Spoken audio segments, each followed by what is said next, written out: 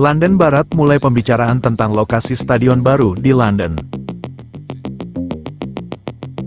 Chelsea telah bermain di Stamford Bridge selama lebih dari 1 abad. Namun kapasitas stadion yang hanya sedikit lebih dari 40.000 kursi merupakan yang ke-9 terbesar di Premier League, jauh di bawah kapasitas stadion klub-klub yang bersaing di papan atas. Upaya untuk memperluas Stamford Bridge di lokasi saat ini belum berhasil terrealisasi. Di era kepemilikan Roman Abramovich, London Barat pernah mempertimbangkan opsi pembangunan stadion baru di Battersea Power Station. Namun, rencana tersebut gagal pada tahun 2012 ketika tawaran dari pihak lain yang disetujui. Kemungkinan terbaru adalah lokasi di Earls Court, yang berjarak kurang dari 2 mil dari stadion saat ini. Menurut laporan The Guardian, CEO London Barat, Jason Gannon, telah melakukan pembicaraan yang produktif dengan TfL, yang menjadi salah satu pengelola lokasi tersebut, dan Delancey.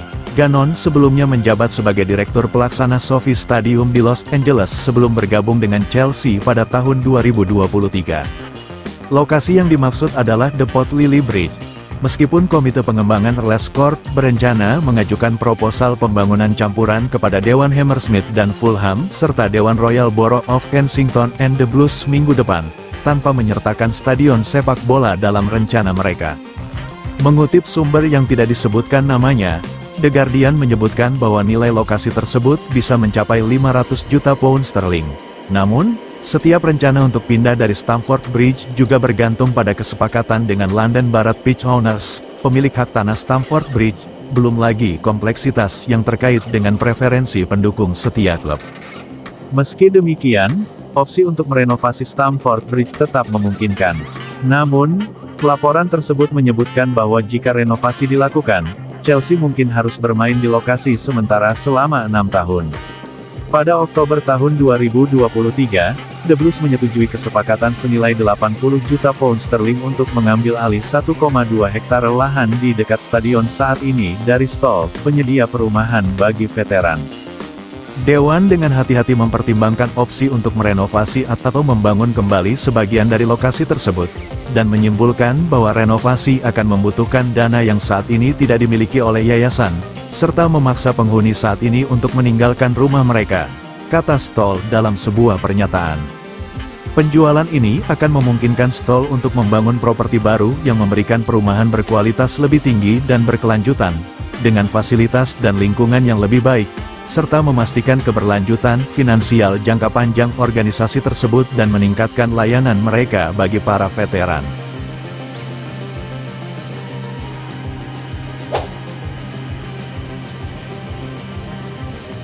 Pemegang saham mayoritas The Blues berjanji tak akan menjual saham lagi. London Barat, salah satu klub sepak bola paling ikonik di dunia, saat ini berada di bawah kendali Clearlake Capital, yang memiliki mayoritas saham sebesar 61,5%. Di tengah rumor adanya potensi perebutan kekuasaan dalam kepemilikan klub, Clearlake Capital dengan tegas menyatakan bahwa mereka tidak berniat menjual saham mereka atau membiarkan klub dilelang kembali. Clearlake Capital, perusahaan ekuitas swasta asal Amerika Serikat yang dikelola oleh Behdat Eghbali dan Jose E. Feliciano, memiliki 61,5% saham dan hak suara dalam 22 holdco, perusahaan yang berbasis di Inggris dan mengendalikan London Barat FC. Sisa 38,5% saham dibagi secara merata antara 3 pemegang saham lainnya, yaitu Todd Boehly, Hans Jockwys, dan Mark Walter, yang masing-masing memegang hampir 13% saham. Sejak mengambil alih klub lebih dari 2 tahun lalu, setelah mantan pemilik Roman Abramovich terpaksa menjual Sibiru karena dampak dari invasi Rusia ke Ukraina, Clearlake Capital tetap berkomitmen terhadap klub. Bahkan, mereka membuka kemungkinan untuk menambah kepemilikan mereka jika ada kesempatan untuk membeli saham dari pemegang saham minoritas lainnya. Berdasarkan laporan dari Bloomberg, sempat muncul spekulasi bahwa para pemegang saham Sibiru sedang mempertimbangkan untuk membeli saham satu sama lain. Namun, sumber dari Telegraph Sport mengonfirmasi bahwa tidak ada diskusi antara Clearlake, Todd Boehly, atau investor Sibiru lainnya mengenai penjualan saham Clearlake pada tahap ini. Clearlake, yang dipimpin oleh Eghbali dan Feliciano, tidak berniat menjual bagian saham mereka. Sebaliknya, Mereka melihat komitmen terhadap si biru berlangsung selama lebih dari 1 dekade ke depan. Fokus utama mereka adalah memastikan stabilitas jangka panjang klub, dan mereka tidak akan mengizinkan London Biru untuk dijual, bahkan jika ada pemegang saham lain yang ingin menjual saham mereka. Walaupun ada laporan bahwa hubungan antara Clear Lake dan Bully mulai mendingin sejak pengambil alihan klub, kedua belah pihak tetap mempertahankan hubungan yang profesional. Semua keputusan besar yang melibatkan klub harus disetujui oleh Eghbali, Feliciano, dan Bully. Pada minggu ini, pengumuman komite manajemen baru yang akan mengelola aspek komersial klub telah disepakati oleh semua pihak. Todd Bully, yang memegang jabatan Ketua London Barat, telah mengurangi keterlibatannya dalam pengelolaan sehari-hari klub selama 12 bulan terakhir, meskipun ia tetap berkomitmen terhadap klub. Sementara itu, Eghbali adalah co-owner yang paling aktif dalam pengelolaan sehari-hari London Barat, bekerja sama secara erat dengan Paul Winstanley dan Lawrence Stewart, yang merupakan co-direktor olahraga klub.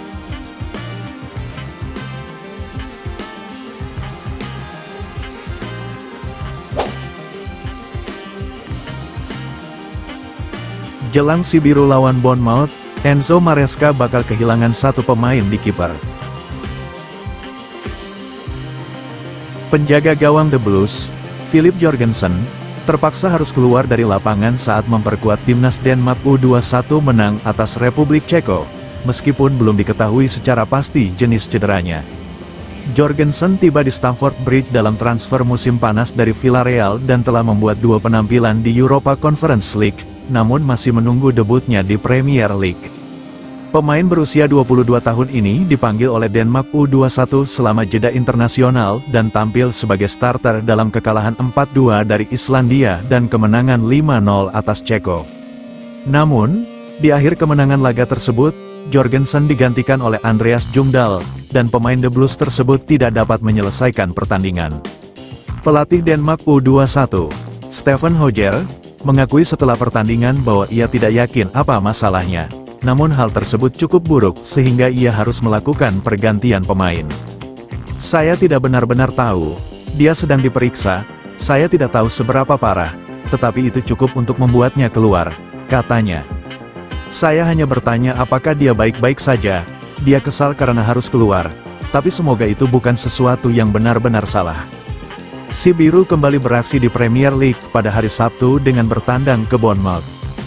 Jorgensen sepertinya tidak akan bermain, namun absennya dia dalam pertandingan internasional membuat kesempatannya untuk merebut posisi Robert Sanchez di bawah mistar gawang semakin kecil.